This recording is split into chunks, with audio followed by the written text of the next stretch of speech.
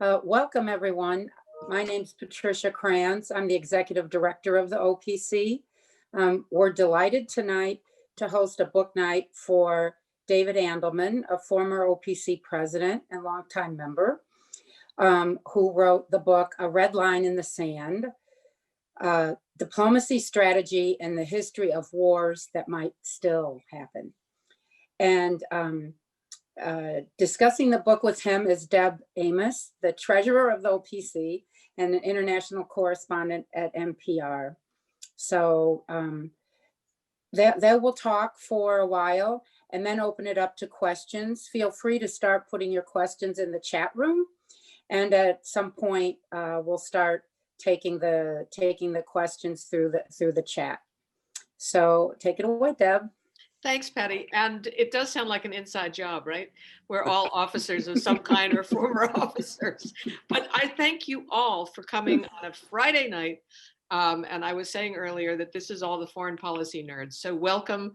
I hope you have a drink with you, and we'll spend a great hour talking about this wonderful book. I want to say A Red Line in the Sand was great. I once wrote a book called Lines in the Sand, so I think this is a fine title. David, you were a correspondent for the New York Times, for CBS, a commentator for CNN. So you've actually seen all these red lines, seen a lot of them, and it was fun to read. So let me start with this. I'm going to start with the most basic question of all. Why do we call it a red line? Well, let's look at it more broadly, a red line in the sand, because that's my whole title, and that's in two parts. So the sand part goes back to the New Testament, when Jesus was brought by the Pharisees, an adulteress, and said the Mosaic law said that you need to stone this person to death if she's an adulteress. And Jesus said, he drew a line in the sand, and he said to the Pharisees, whoever steps across this line, casts the first stone. Who dares to do that? And no one did.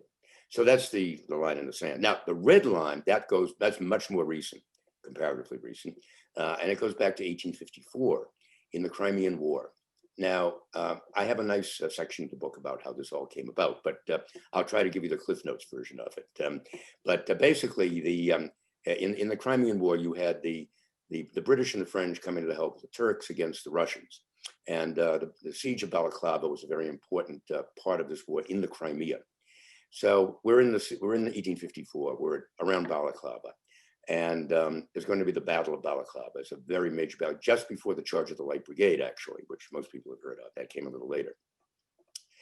So what happened was the British, the Highlanders, were hidden behind kind of a hill, around a hill in the sand, in the mountain, and the Hussars began their attack. So all of a sudden, the British showed themselves. A whole line of British redcoats came up, their muskets at the ready, and fired at the Russian troops. It did nothing. They were too far away. The Russian troops kept coming. All of a sudden, they fired again, and the Russian troops stopped, turned heel on their heels, and fled into the night. So fortunately, there was a wonderful London Times correspondent there, one of the great war correspondents of his age, named William Howard Russell. And Russell's dispatch, I'll read it just a sentence or two. The ground flew beneath their horses' feet, gathering speed at every stride. They dashed on toward that thin red streak, tipped with a line of steel. Well, that thin red streak got bowdlerized into thin red line. And very shortly thereafter, of course, it entered the lexicon of diplomacy and so on. So that's the long version of it. It's actually a much longer and more interesting version of it in the book, where we talk about some of the other witnesses. And it's that whole area of history was just a fascinating time with the Russians against the Western powers. And it begins to sound a lot like, Putin and Ukraine today. So here we are. So it's very cinematic, and I think of it as being cinematic as well, this notion of these, red laser lights that intersect with each other.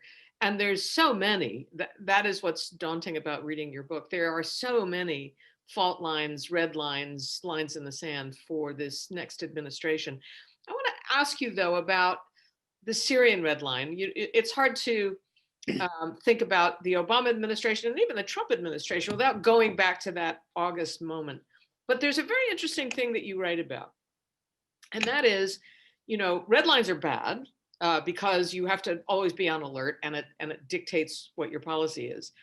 But once somebody breaches a red line, if you do things badly, that's worse than not doing anything at all. And so it's an interesting way to think about the Obama red line that was crossed but never punished. Could he have done it in a way that you define as doing it well, or was that always a lost cause? Well, it was probably to a degree it was a lost cause. Frankly, the real problem went back to how it was created. He created it in the course of a kind of an ad hoc, ad lib remark offhandedly in the press room of the White House when he came in to talk about his budget of that year, and an NBC correspondent asked him about Syria, and that's when he laid out this red line, and he said Syria will not cross that red line, period, without ever thinking of the consequences. And the consequences in many respects were worse for other countries, our allies. It was worse for the British Prime Minister.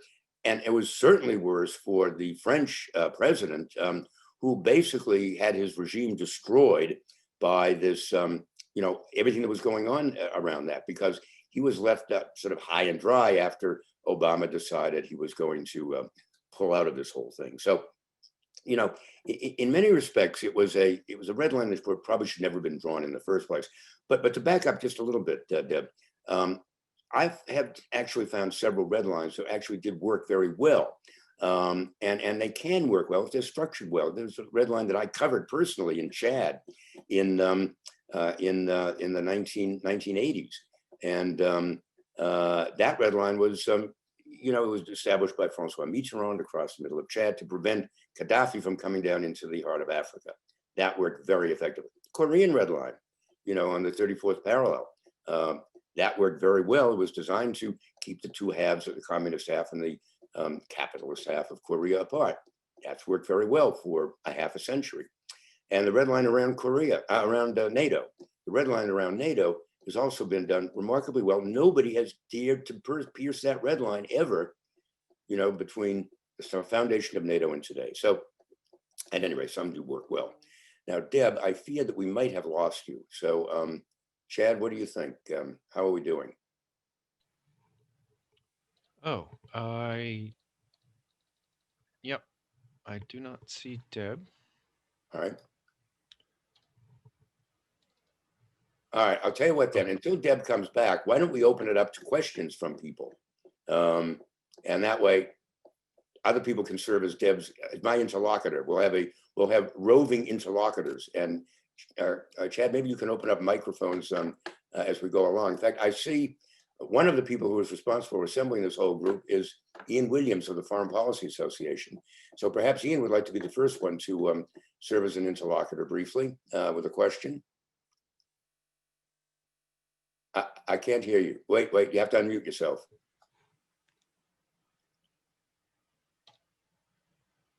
Ian, you should have. Okay, you've got me now. There You are. We got okay, good. I've been trying to speed read the book. I only got it yesterday, and it's quite heavy and dense, and I've just had a cataract operation. I think it's fun, but okay. So I'm peering at it, looking at these lines. You don't. I wanted to mention, as I did in the chat box, the Highlanders were wearing kilts, and I've always thought that maybe they wanted to hoist up the sporrans, and that's why the Russians ran as the ultimate deterrent. But I think more to the point, you don't cover very much in the Balkans, and in recent years, that's where more lines were drawn and ignored than almost anywhere else. It was almost a dress rehearsal for how not to act in Syria. At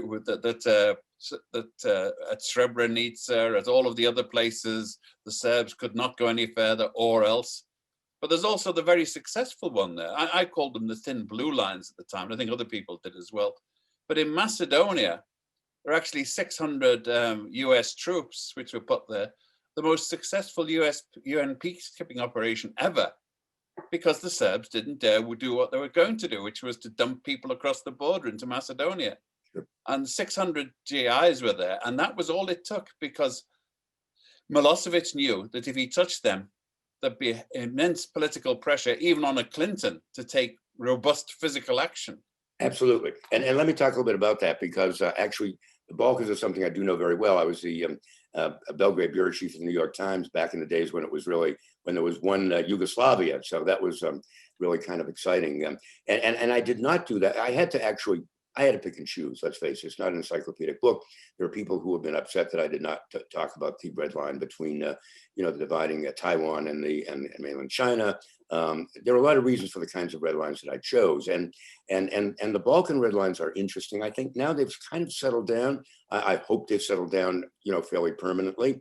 And, I know I can see your skepticism. I'm to a degree skeptical about that as well. But at any rate, I think it certainly is it was an interesting moment. The red line, that blue line that you talked about, though, remember, were peacekeepers. They were not actually people who were actually establishing the boundaries. And so I think that's very important to understand. And I think that's a critical part of that. When Yugoslavia was founded, and you'll see that in my previous book, Shattered Peace, dealing with the end of World War I and the Treaty of Versailles, when Yugoslavia was actually founded, and they put together all of these different disparate people into one country that should have had boundaries and red lines between them at the time, but never did. That was also very critical then. So at any rate, I had to make a choice, and it was an editorial decision. And but you were right to point that out, and I thank you, Ian. So who is going to be our next my next interlocutor? Let's see. Anybody want to raise their hand? I see who we have. We have some very interesting. We have one very interesting person on there who is my editor at CNN. Rich Gallant and his lovely wife was a Silurian and board member. So anybody from there, do you have a question for me? You got to unmute yourself.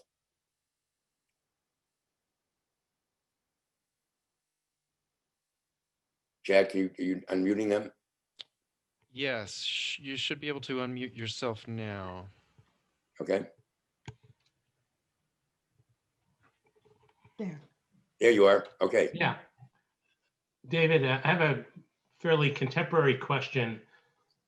In the sort of perilous time that we're in with the final days of the Trump administration, which red lines concern you the most? No, that's very interesting. I think I was in order. I would suggest that it's Iran and the areas around Iran, particularly the in Mesopotamia, in Iraq, and those areas. I think we may have on here Philip Smith, who from the Washington Institute of Middle Eastern Affairs, and he is the leading expert on militias, the Shiite militias in Iraq. And what he's found is that even since the election, there have been at least 20 new militias that have sprung up. In fact, I wrote a little something about that for you, as a matter of fact, a little while ago. Rich, I hope folks will be dialing into our CNN opinion page to look at that. But I would be most concerned about that. I would be most concerned about what the Iranians might do. I'd be concerned, frankly, about what the Chinese might do.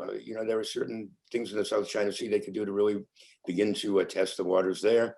I'd be concerned about Afghanistan, the Taliban. I've never really trusted these talks between the United States and the Taliban, and this interregnum is going to be, I think, particularly difficult, particularly if the Taliban really believes that we are going to continue our withdrawal from Afghanistan. That's going to rejigger those red lines really quite dramatically, I think, in that part of the world. So those are the ones I'm particularly concerned about. I know when Trump came into office, Obama told him in their first and only conversation in the Oval Office that his biggest concern was Korea. I'm not so concerned about Korea in the near term, because I think basically they have decided they're simply going to push ahead and build some kind of a nuclear weapon, and the rest of the world has kind of sort of accepted that, at least for the moment. And we'll see what happens as that goes forward. But I'm not so concerned about that in the short term. In the short term, I would say it would have to be Iran and the Iraq region, particularly how the Ayatollah Khamenei is going to handle this. It's a very interesting thing I noticed this morning was that Khamenei was boasting about the new missile battery that they had set up on the Persian Gulf. And he actually showed some photographs of it to Iraq, the Iranian press. And Jake Sullivan last weekend when he was on CNN, Jake was saying that in fact they're most concerned about missiles, and that the next round of talks has to not only involve sort of reestablishing that red line of the Iranian nuclear deal, but also going a step further and looking at the missile issue. Well, I think there's a third issue that they really have to look at, a third type of line, and that is just what is going to happen to these militias in Iraq. I think those are a tremendously potentially destabilizing force in that whole region, and I think that's probably one of the lines I would look at most immediately. I got back. I'm sorry I was out, but here I am. We have had two wonderful interlopers in your absence. Ian Williams from Farm Press Association and Rich Gallant, editor-in-chief of managing editor of CNN Opinion. So well, let's keep them all here. All right, and we will all ask you questions because it's Friday and we get to do whatever we want. Yes. So let me ask this, because I've been thinking about it, certainly watching what's happening in Washington, and that is, does Biden get a "you're not Trump" bump? Does he get a little bit of room because of who he is? From whom? From whom? From foreign adversaries, large and small, from the rest of the world that says, thank God we, not all of them, but there will be some of them who will be very happy that this is over. And I just wondered if you thought so, or our adversaries will be, out with knives, realizing that we have a lot to patch up after a Trump administration. I think it's not only that we have a lot to patch up, but I think a lot of people are going to be testing these red lines. And I think Ayatollah Khamenei in Iran already has done that in the last 48 hours by, basically saying, you see this capital thing is an indication of how dysfunctional the United States is to begin with, and so on. But they backed off on, they took that Korean ship. They were in a spat with Korea. They could have gone further. You have the idea that they all said to themselves, you know what, let's just wait till after January. Let's not provoke anybody. Let's just see what the offer is. We'll be our bratty selves on occasion, but for the most part, we are waiting. That's my sense of what the Iranians are doing. Yes, I think to a degree that's absolutely true. And remember, they're also distracted at home by just a horrific pandemic of COVID, unlike really any place else in the world, certainly any place else in the Middle East, and no real way out of it at this point. So they are to a degree distracted. There's no doubt about that. I'm not so sure about that. I'm very encouraged by the fact that the anniversary of the Soleimani assassination went by without any notice. They did not, in fact, launch any missile attacks which people were afraid of. There were a few rocket attacks on the green zone by some of the Shiite militias in Iraq, but they didn't really amount to much of the beans. A couple of cars got racked up. But so I'm not. So yeah, I mean, to a degree that's true, and I don't know how much of that is attributable to they want to give Biden a break. I'm not sure they do. Maybe they do, but they certainly they're distracted by this COVID thing. And I think my whole coda deals with COVID and how the impact of that around the world. So that's worth reading. But for Ian, especially who hasn't gotten to that part of the book yet, you might want to jump ahead. So yeah, I did, but the point is that it's not so much that it favors Biden, but it's a different way of thinking about how you deal with a different kind of president. Yes. Oh, and everybody's going to be testing that. I mean, people are holding their breath I was talking to diplomats today and yesterday in France, and they're just beside themselves. I mean, they have no idea what's going to happen now, because not only do they no idea what's going to happen with Biden, they like the people. They like Tony Blinken. They love Tony Blinken. They like Jake Sullivan. They're not really sure yet, I think, about this defense secretary designate, but I think they would like to have seen Michelle Flournoy, frankly. Yes. I'm interviewing on Tuesday, by the way, but that's another whole story for a French magazine. But I think that everybody's just really tense, waiting to see what happens and waiting to see what everybody else is going to do. So you're right about that. Yeah, I mean, that's my sense. People are just taking a breath. I mean, the events, how do the events in the Capitol play then, as people are making a calculation? What did they see? Well, in fact, you might read my commentary about that just yesterday in CNN. No, it was a very early commentary. So a lot of people, most people were very upset about it. In fact, the German foreign minister came out and said, you'll remember the Reichstag fire and what happened with Hitler then? Think back to those days. That is the first thing that the Germans thought of course. Oh. Yeah. And I said it right publicly at 8:45 at night that night when it was happening, just as it was happening. So it's everybody is horrified, and everybody is desperately hoping that somehow the genie can be put back in the bottle. And most people are not sure it can be so easily. But they all, again, as you said, already have said, they really do want to hope for the best and give Biden the benefit of the doubt. And I think they're willing to do that. Is Putin willing to do that? Is Ayatollah Khamenei willing to do that? Are the Shiite militia in Iraq ready to do that? Or are the terrorists, the Islamic terrorists in places like Niger and Mali, are they prepared to do that? Or are they waiting to see whether the United States really does make good and withdraw its forces from Africa, which would be just a horrific idea? Trump was even talking about shutting down this entire drone base, which cost us about $500 million to build in Niger just to get all the American forces out. That would be a horrific way of treating red lines. So we have no idea yet how Biden's going to deal with that. Yes, we are. You are right. We are sort of guessing. Early in your book, you take on this concept that I kind of like. Students of red lines, particularly French political scientist Bruno Tertres, have identified at least 5 different reasons they fail and 6 ways to make them work. They fail largely when the basic structure of crossing them are not clear. Yep. How many I'm thinking, is it clear with the Iranians? They attacked a Saudi oil facility and nothing happened. They hit a $1 million plus drone and nothing happened. That freaked out everybody in the Gulf. I thought that was a red line. It turns out it wasn't. So what do you have to say about these wobbly red lines?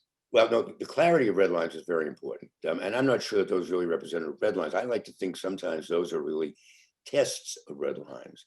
And Putin has been testing red lines, remember, all around his near abroad for a long time. Mm-hmm. Didn't work out so well in Georgia. He tried it in this cyber attack in Estonia. That didn't work out so well. So then he pulls back. So people are testing these red lines all the time. I think that there are a few that have done very well. The red line that I wrote about in the book was one of my, I think you may have been off when we were talking about this about Chad. And I write about this extensively because it was one of the first red lines that I actually experienced firsthand. I was there in Chad when they were worrying about Gaddafi coming across the Sahara, heading south into Africa, into sub-Saharan Africa. And Mitterrand said, there is a red line across the sand, and it is just at about the place where the Sahara and the jungle break, which is almost, you could draw that with an X-Acto knife across Chad just about. And he sent the Foreign Legion down, and the Foreign Legion set up shop there. Mobutu came in and brought in Syrian troops, and he reinforced that. He didn't want to see Gaddafi coming down, and guess what? It worked, and it was very clear. And Gaddafi understood that. He saw what was going on, and he did not go any further. So, some red lines work. It worked pretty well in Korea up until recent until now, really, because the new set of red lines are not the ones that were set up along the 38th parallel at the time of the end of the Korean War. They were new red lines which had to do with nuclear issues and so on. I'm not sure exactly how those are going to play out. I think probably what's going to happen, I think I mentioned that when Ian asked me, or someone asked me a question, but maybe it was you, Deb. I think that we're going to find that eventually the world is going to have to accept that there's going to be some sort of a nuclear capability on the Korean Peninsula. And then we have to figure out just how we're going to deal with that. And that will be how we establish that line will be very critical, I think, going forward, but not immediately. So Ian Williams has another question, which is, Western Sahara, Azerbaijan. What happens when teacher is otherwise occupied? And I think that goes to the COVID question, which is, my field is immigration, and every immigration expert said to me, who cares about the Mexican border for a while? It's COVID, COVID, COVID. Do not make this mistake of thinking that they can do more than that is so big. So I don't know. What do you think? Well, I think in terms of COVID, I think COVID is going to be very important. And when I explain this, I go around the world and I talk about it. So in Europe, for instance, COVID initially resulted in the first major reshuffling of red lines in Europe since the European Union was established, or even before. All of the barriers suddenly went up. Suddenly, there were barriers between countries in Europe, real barriers. I mean, with police standing on highways, turning cars back, even though there was no border crossing point at that point. They'd all been taken down. But gradually, as people began to, become more secure and more, understand that they were really have to, act together, or they're all going to die separately. To mix them, I don't know if that was a good metaphor, but at any rate, you hang together or you hang separately. Right, that's right. Yeah. They suddenly began to say, we really do have to look at this as a continent-wide issue, and those red lines we began returning to the situation, antebellum, shall we say? And that's very encouraging. I think that the fact that kind of a red line was so important, especially to Europe and to other parts of the world, that they were willing to ignore the immediate threat to their own people, to understand that the long-term benefit was to have this open frontier system that has worked so well for so long. Although he's talking about Western Sahara and Azerbaijan. Oh, I'm sorry. Yeah. Are those two places that will, get up to hijinks if everybody in the West is focused on COVID? Maybe. Let's take Azerbaijan first. Azerbaijan and South Ossetia, which kind of go together. I don't know why, but they seem to have some things. They're interesting places because that red line seems to have worked pretty well. And to now, in other words, the Russians were forced back across the border. There were UN forces came in. Sarkozy went over and played the grand, poobah and whatever, and then managed to establish some kind of peace between these countries. And they went back. Now what's happening is and I talk about this in the book because I actually talked to a couple of these peacekeepers who are responsible for this. They said they're trying to do it bit by bit, inch by inch, creep by creep, sort of like is happening in Donbass in eastern Ukraine. So what I'm suggesting is that we really have to see that those lines are held firmly, and there's no question about it, and that statement has to be made by all of the parties concerned.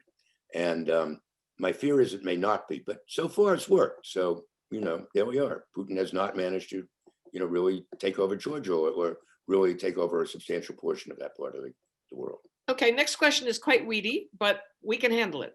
And it's from Jeffrey Laurenti. David. Jeff. Hello, Jeff. David, what signal, if any, do you see in Biden's choice of Vicki Nuland for Undersecretary of Political Affairs at State? Her handling of Ukraine in early 2014 may have deeply irritated European partners and perhaps intensified Putin's determination to up the ante. No? Will bygones be bygones? I think for the most part, bygones will be bygones. As Deb said, I think Europe especially is prepared to, and Ukraine certainly is prepared to give Biden a very much a free pass for quite a while, and that includes all of the people he wants to see running the place. I think in terms of situations like that, the person really calling the show two people are going to be calling the show, and that's Tony Blinken and Jake Sullivan, and they're both very rational people, and they're both loved in all of those areas. So I'm less concerned about some of the other appointments that he may have felt he had to make for political reasons, or and so they were made and they're done, but I think things will work out well. Okay, although nice guys don't rule the world, No. and so there will be a moment that everybody is back to their own interests. Yeah. Do you not? Oh yes, there's no doubt about that. Which is why I think it's so essential that red lines really be established so that people understand them and respect them. So there's no doubt about it. One of the problems is Trump, to a certain degree, like Obama did, was just inclined to establish these red lines and just say, oh, okay, they're fine, they're there, we're going to enforce them. And maybe he does and maybe he doesn't, but nobody can count on it. And that's the problem. People have to have a certainty that that a particular red line is not only going to work, but it's going to be respected by both sides, or at least understood by both sides, and enforced at least by one side enough so that another side will respect it. A new era. Here is a question from Stephen Raymer. Tell us about the backstory of your book. How much more difficult was it to research and report this book? Hang on, things just jumped away. Report this book when you couldn't sit down at lunch with a diplomat or interview a historian in his or her office. How has the pandemic changed your method of reporting, if any? Oh, well, first of all, like most people, I've gotten to love Zoom and phones and internet and emails. And I've been very fortunate. In the last half a century, I've been traveling the world. I do have a lot of emails and phone numbers of people that I can call on. And they've been very helpful and very good, nice. And remember, a lot of this book was reported.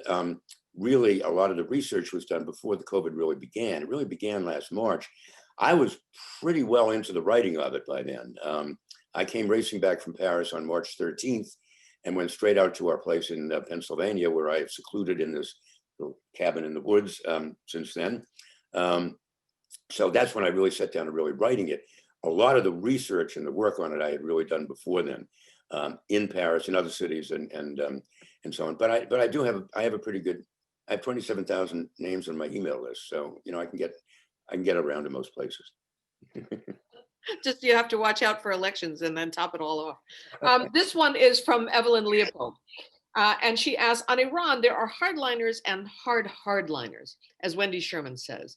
It appears different parts of the government are working against each other. Iran recently increased its enriched uranium stockpile, and in any deal, Iran is expected to insist on the lifting of sanctions that Pompeo has piled on day by day. How does Biden cope with that? Well, it's going to take negotiation. I mean, there's no doubt about that. But remember, this treaty was negotiated when Biden and company were in office.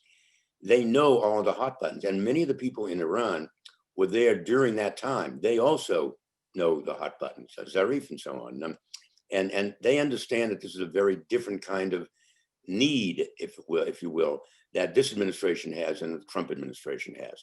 Now, you're not going to completely put the genie back in the bottle, because obviously they've said, look, we're starting to increase to 20%, enrichment. They announced that just the other day.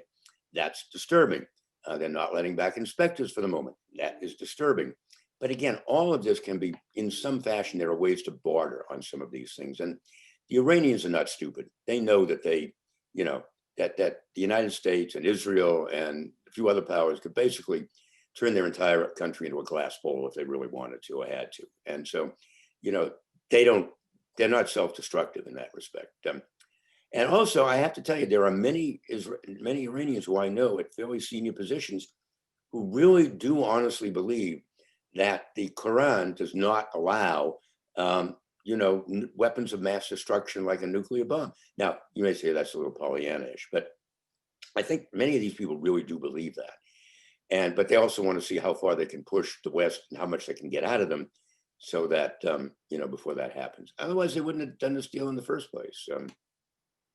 Well, I've also read and heard that there are back channels between Israeli citizens, and it's mostly about business. And it's the Revolutionary Guard people have the money, and Iranian Jews who don't live there anymore have the expertise, and they have their back channel. Let's go on, though, to Israel, one of my favorite topics. Ian Williams is asking, the West Bank, is that a red line for Netanyahu? Will it be enforced or walked back by the new administration? Can we also please throw in the Abraham Accords, which I must say is not a peace accord. Nobody was at war with the Israelis. This is a travel accord, as far as I can tell. This is so the Haredim can go to Dubai and get married in hotels. as far as I can tell. And then young backpackers can fly to China cheaply, where they couldn't do that before, in an Israeli airplane, and not have to cross to Jordan. I mean, that seems to me what this whole agreement's about. It's the travel plan.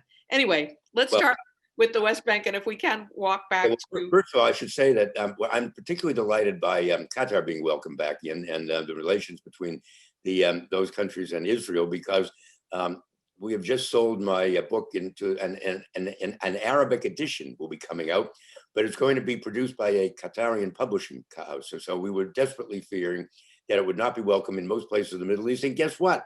As of yesterday, now it will be. So exactly. Anyway. You'll just have to check the translation. Very self-serving, but okay. So, all right. So what's going to happen there? You might read chapter 9. Chapter 9, I deal with a lot of having to do with Israel and the West and Palestine and the Abraham Accords. In fact, I run a full page of the map, Jared Kushner's map of Israel, wish list map of Israel, which I thought was just so amusing. I had to run the whole thing. It's amazing. And all of this might work, provided the Israelis can just control themselves.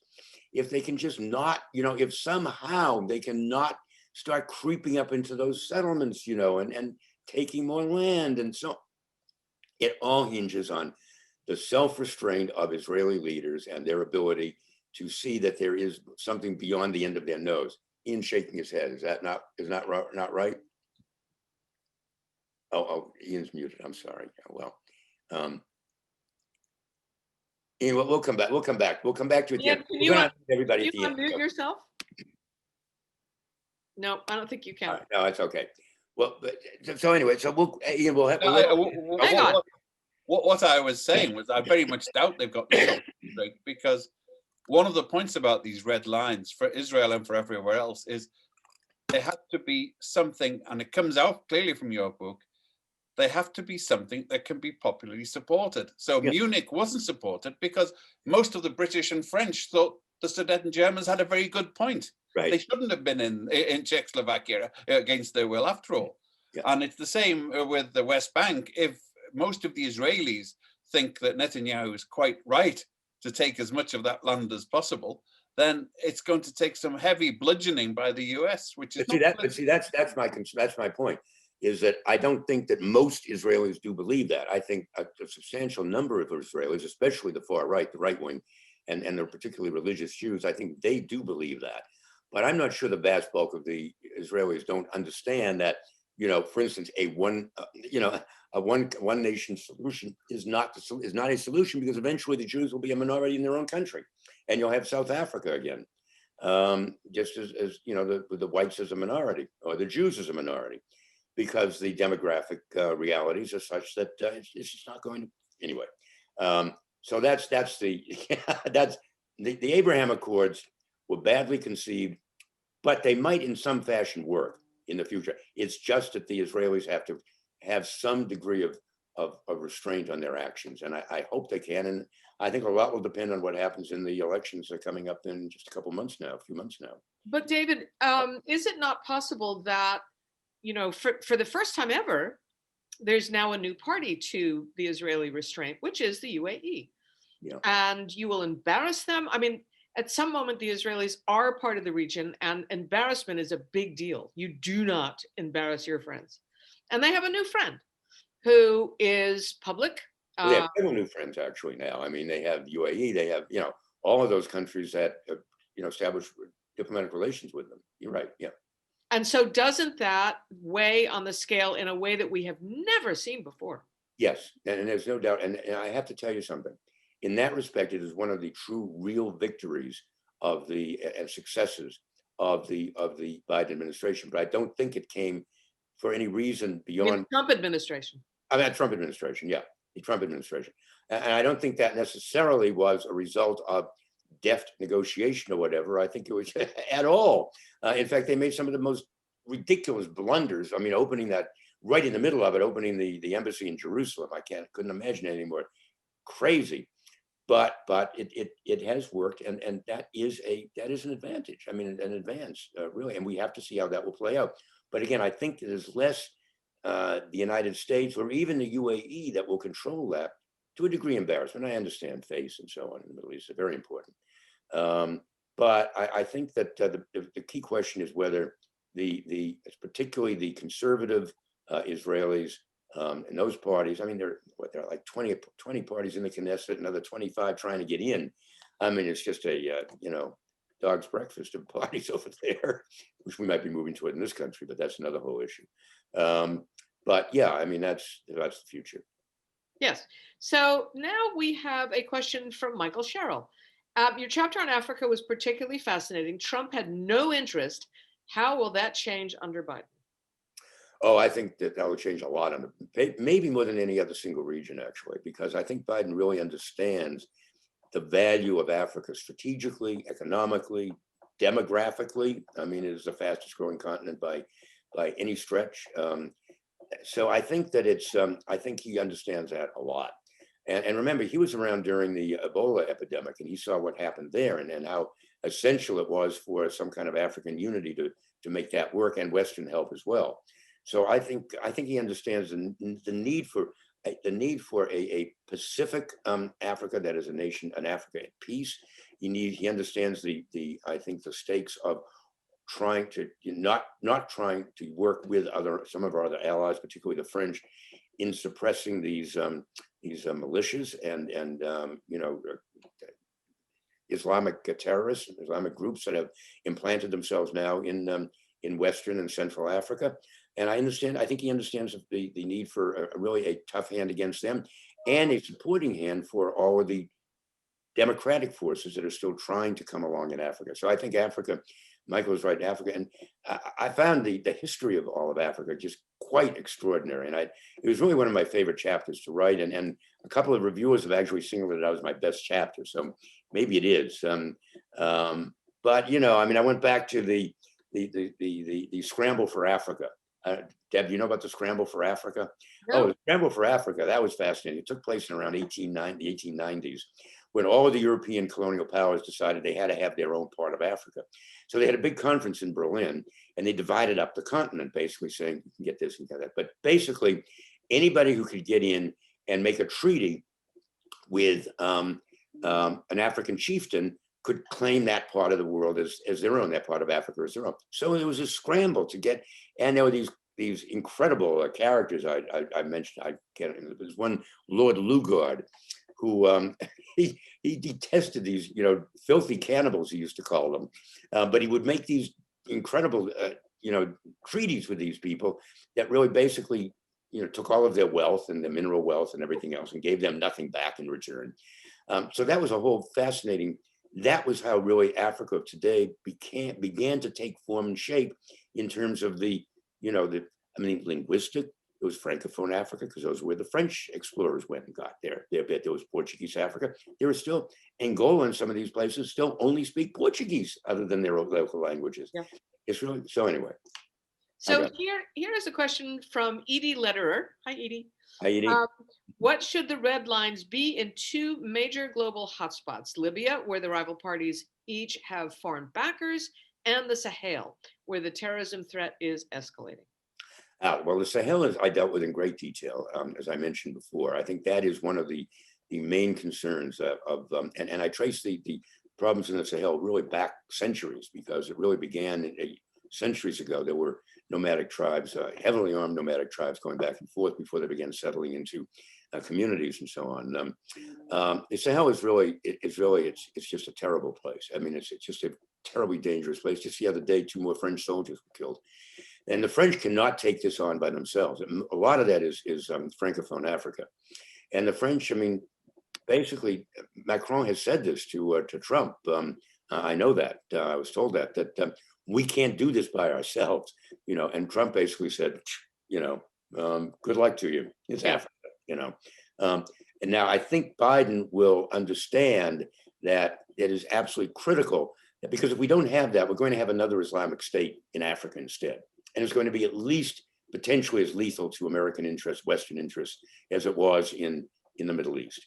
And they're already positioning themselves for that. So I think that Biden will understand that is and I'm sure Tony Blinken, especially Jake Sullivan, will understand that is a major, important priority. Libya, I've written about that, actually, that civil war that's really going on there. And that again is it's a major power thing also, because the Russians are in there and the Egyptians and the Americans in the West are, have their, their dog in that show. So I don't know. I don't think that's a red line. I think that's basically it's internal within one country, and they're just shuffling back and forth as these powers, colliding in that respect. And I think we just have to stand up and say, this is our guide. This is what the UN has supported. We back the UN in this, and we're not going to support these vigilantes who are coming along. Okay. This is taking a left turn here, but let's do it because it's interesting. John Giannini, what cyber red lines exist? Trump just got permanently barred from Twitter. Well, bravo. I mean, I'm not sure how permanent that is. Yeah. Oh, I don't know. I hope it's going to be for a long time, but who knows? There are a lot of. I talk a little bit about electronic red lines, and particularly, and cyber is certainly an issue, and I go into some great length about the efforts by Russia to really invade Estonia over a stupid issue having to do with the removal of a statue of a World War II Russian war hero, quote unquote, from the middle of Tallinn. But they declared basically cyber war on Estonia, and they lost. I mean, but for a time, for a week or so, they paralyzed the country, literally paralyzed the entire country. It was a DNS attack on all of their servers. And I talked to the Prime Minister of Estonia, actually, when I was there, and they said, the one thing it did do is it really sensitized the UN, because they're NATO, because they are a member of NATO. It sensitized NATO to the potential weaknesses in some of their member nations. Now, there is a thing called Article 5, which I explore at some length, and it's one of the reasons why the NATO red line, the red line around NATO, which I deal with in Chapter 9, why that is held so effectively. Because nobody until now has really managed to pierce it. This was the first time it was ever pierced. And what it says is an attack by an outside power on one country, one NATO member, is an attack on all NATO members. Now, what this should have meant was that, the NATO came in force and enforced this whole thing. But as the Estonian fellow told me, the Prime Minister told me, he said, look, nobody died. Nobody was really hurt or killed, but that could happen in that kind of an attack. Particularly if, they had gone after the electrical grid or various other things that would really have been dangerous to health and safety and so on. So, I think that remains to be seen. I think cyber is a very important issue. It's something that they're going to have to deal with. And each of these countries, though, has their own method of using it either to enforce or break down or in somehow test a red line.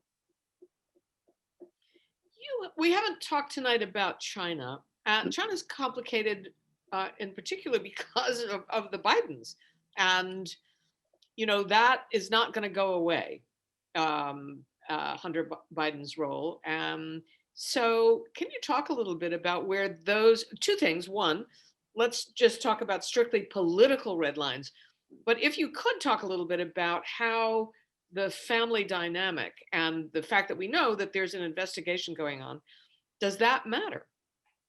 Oh, I don't think it matters that much. I mean, I think I devote a whole chapter to China, actually to the South China Sea, which I think, frankly, is the single most important part of the whole China equation in terms of diplomacy, strategy, and the history of wars. It might still happen, my subtitle. But I think that the South China Sea is going to be absolutely critical in the future going forward, because I think this is where China is going to try to really make its mark with a blue water navy. And it has really been doing its best to assemble a blue water navy. It's not there yet, but it's getting very close.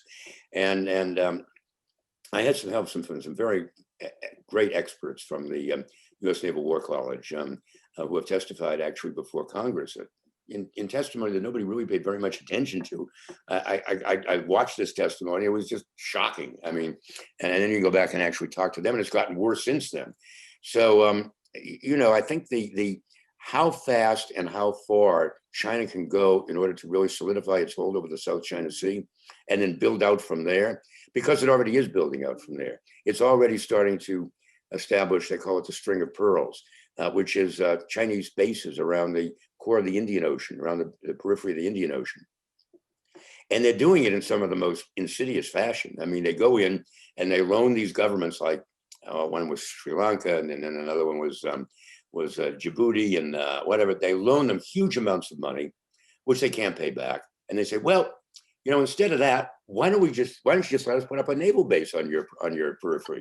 And they say, oh, sure, go ahead, right. You wipe out our debt? Oh yeah, we wipe about the debt, sure. It's kind of the Jeffrey Epstein of foreign policy. That's very good. Oh, I love that. Yeah. So But here's the thing: Okay. who would stand in the way? Would the Biden administration see that as a red line?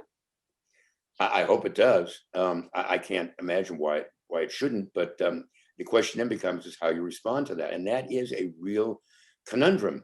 I'm not sure that anybody has really figured out how to, you know, really confront the Chinese on that. They've tried, and they, you know, even the Trump administration has sent squadrons of planes, you know, flyovers over these Chinese islands, and they keep getting warned away and whatever, and they keep on coming back, and they keep getting warned away and so on. There was one point, it was very funny. Trump actually gave an interview to Maria Bartiromo, and he said, there is a U.S. Navy strike force, a carrier strike force that's headed straight for the South China Sea right now. And well, in fact, it was actually steaming at that moment towards Australia, where we were going to have give their guys home leave and have an exercise with the Australian Navy. So hopefully there will be some more rational, person in charge who understands what you need to do to threaten people and how those threats might work. Those kind of threats don't work and never have. So a few weeks ago, I had the honor of interviewing Samantha Power. And before I did that, I called up Frank Langfitt, who was a China correspondent for a long time. And he said, here's the thing that you have to ask all these people from the Obama administration. And I preface what I just said because this is really what we're talking about. We're talking about, you know, Jake Sullivan, and we're talking about, all these people who are now in positions of power. They got China wrong, he said. They didn't see who Xi was. And you really need to ask all of them, if they could go back in time, would they have changed the way they dealt with the Chinese then? And have they taken on board that essentially Trump was not wrong about the way that he saw the Chinese? And I wondered if there was anything that you thought that he gets wrong in that analysis. No, I think he's probably exactly right, except for one problem. I think it wouldn't have mattered whether we understood Xi back then, because, you know, what he became very quickly was clearly a person unlike anybody since Mao. And he's now, like Mao was, you know, president for life. And which is something, by the way, I think Trump would have really deeply envied, which is one of the reasons. That's what he was trying to do. Right. Absolutely. So yeah, I mean, so I think that, but I'm not sure that getting Xi early would have changed really anything. They were bound to do. They have had over the last 10 years, especially, and certainly over the last 5 years, a very clear fixation on what they need to do and how they need to get there. And that's what they're doing. They're building out their entire front yard as their front yard, the South China Sea. They are building a blue water navy. They are cementing their control of the interior provinces of Xinjiang and whatever, and the all of those areas by concentration camps and so forth. They are making sure that their border with India is thoroughly blocked up and secure. In fact, I have a very good friend, Mira Kamdar, who was she was a New York Times columnist for a long time. She's an India expert. She was born in India. And she was very upset with me that I didn't go in great length along on the Indian-Chinese border, which isn't an interesting red line. The problem is, of course, that that it's so peripheral kind of to it, and it's really not going to make a major effort in geopolitical issues. But nevertheless, I mean, there are all of these areas around, just like Putin is worried about all of his areas around in his near abroad. The Chinese are worried about that is effectively their near abroad, and they have to make sure that works too. we have to understand how to approach the Chinese when dealing with this, putting a hard line down on some of their more horrific, human rights issues, but at the same time, understanding that they have a goal that we have to, in some fashion, put a stake through the heart of without, causing them to lose face. We were talking about face, but or lose their ability, their felt ability to be seen as a major power. That is very, very important to them. And that's why I think they are so intent on the South China Sea, because they want to make sure that Vietnam, Philippines, Malaysia, all of these countries, Thailand, Cambodia, all of these countries around the South China Sea, that they understand that there is one, capo di Big dog. capo. There's one big dog. That's it. And it's China. And it's China. So we are 4 minutes away to the top of the hour. I'm going to say thank you, and Okay. also say that those who want to stay on the call and unmute your microphones. But I want to say some thanks also. So I know you do. I know you do. So sorry. I'm leaving time for that. That's the whole point of calling it at 4 minutes to. So I'm going to say thank you to you. Thank you to everybody who sent in questions. I'm doing my polite bye-byes. That is the book, A Red Line in the Sand. There is also a podcast Yes. that you should tune into if you like this discussion. And thank you very much for all of you coming out on a Friday night.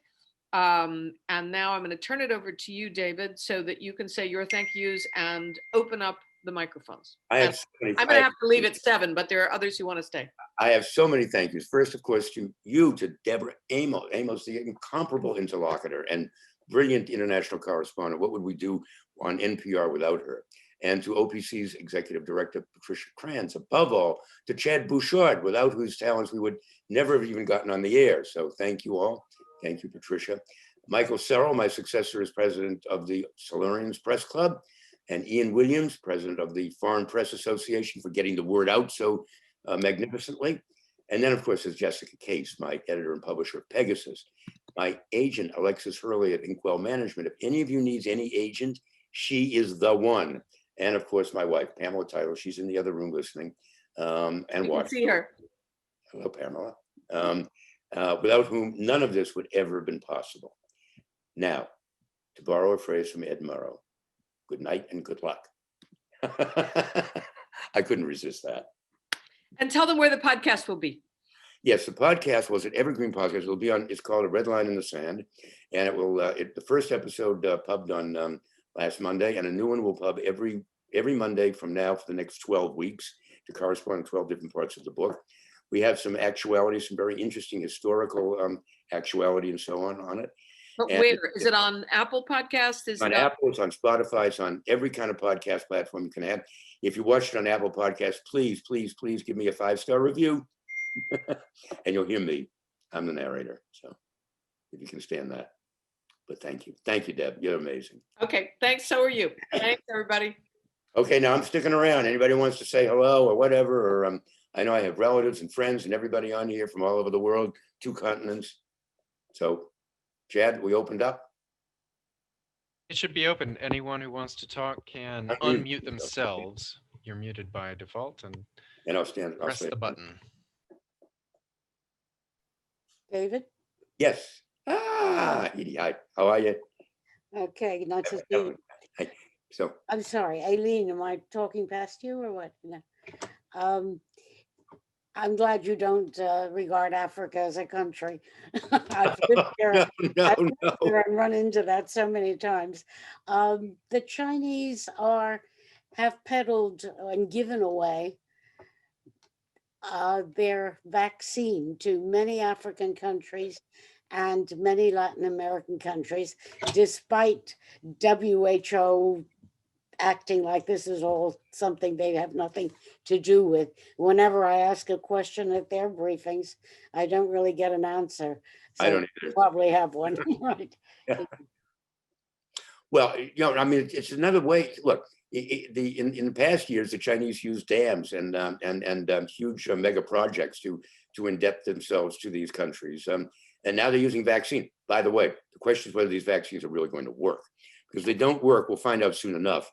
And when the dams didn't work, they found out soon enough also. So they didn't make a lot of friends in a lot of these countries by damming all these rivers, if you will, and then being forced to pay for them. So it's questionable how, in the long run, but the Chinese don't necessarily, the Chinese do think in many respects in the long run. They also think very opportunistically. And I suspect that in this case, it's very opportunistic in that they feel that this is a way of their getting their hooks into countries that they might not otherwise have been able to do because they didn't need a dam or a new sports palace or something. So who's next? Who else is there? Come on. I was just thinking about the Chinese. One of the things we have to watch is how it plays on the world court of public opinion. The world is not going to act in shock because the Chinese are opening bases across the world. Not Right. if they see a map of US bases across the world. They say, okay,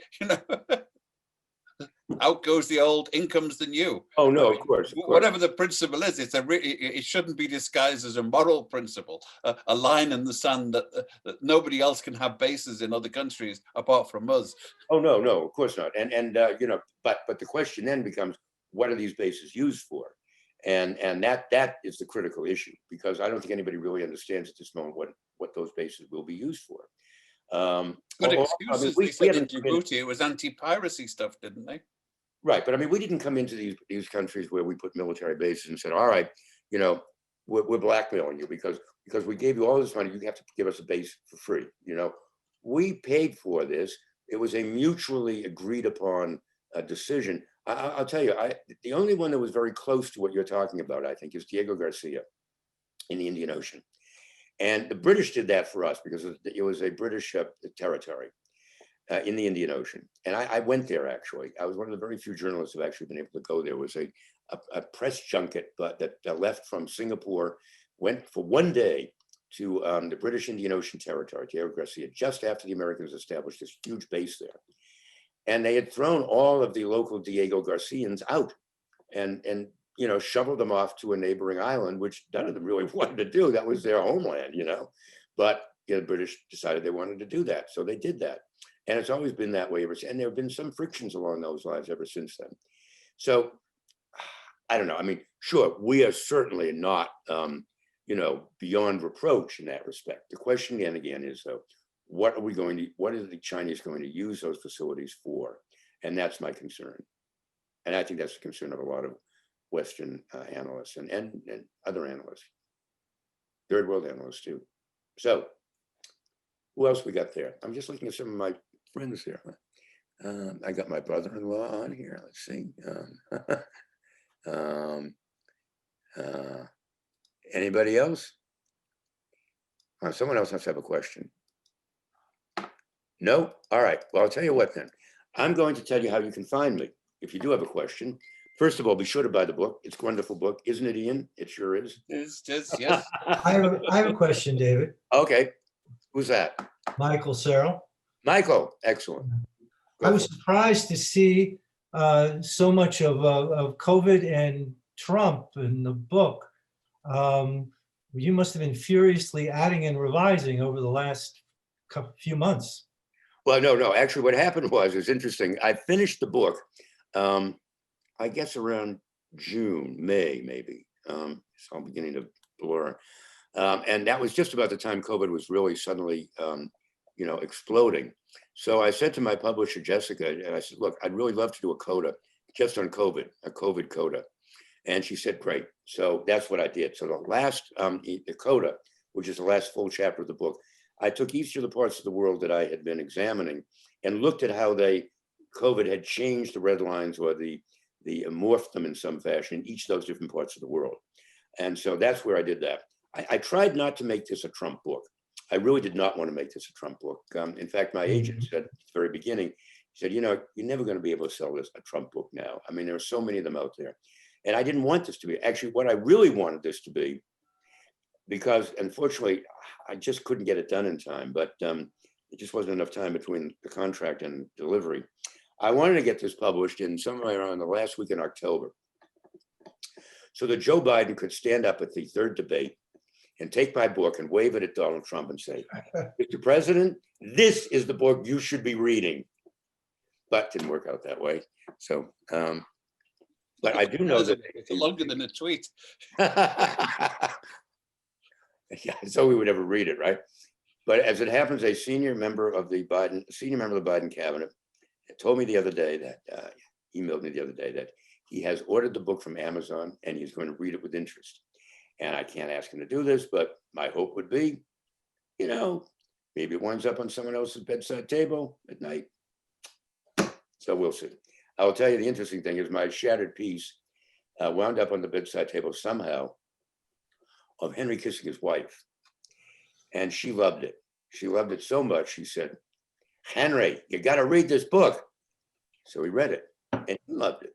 So as a result of the paperback edition, the centenary edition, when Harry Evans did the preface, I tried to get him to do a preface. He wouldn't do that, but he gave me a wonderful blurb we were able to put on the jacket. So I'm hoping things like that can happen, but you never know. You write a book, you throw it out there, and hopefully someone will like it and talk about it and, you know, read it. And there we are. So that's my hope and dream.